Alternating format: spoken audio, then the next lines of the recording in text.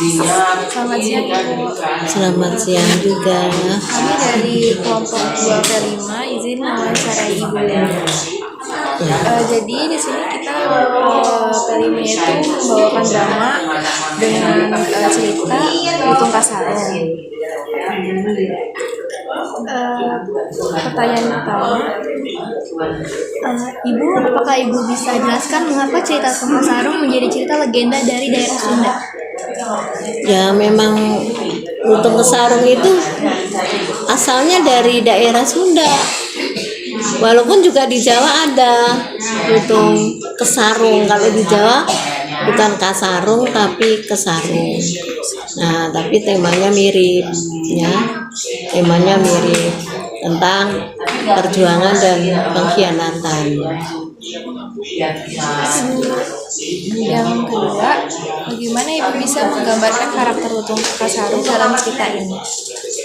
Lutung Kasarung itu digambarkan seorang laki-laki yang tentu saja aslinya tampan, tapi dia menyaru sebagai lutung.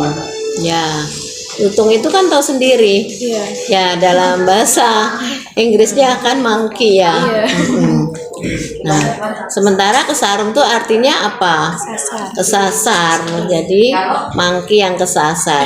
Padahal itu adalah sosok laki-laki yang patriotik, heroik, pokoknya tokoh baik lah, protagonis gitu.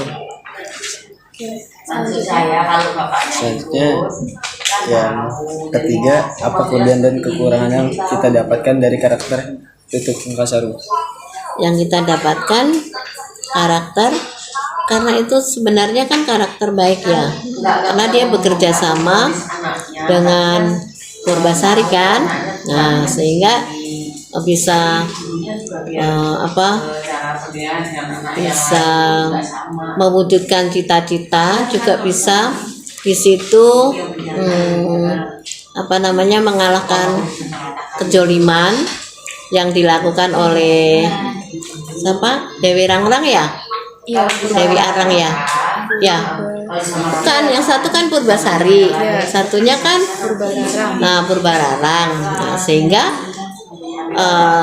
kerjasama yang baik antara Purbasari dan Lutung Kasarung sehingga mewujudkan cita-cita dan bisa menyingkirkan Purbararang.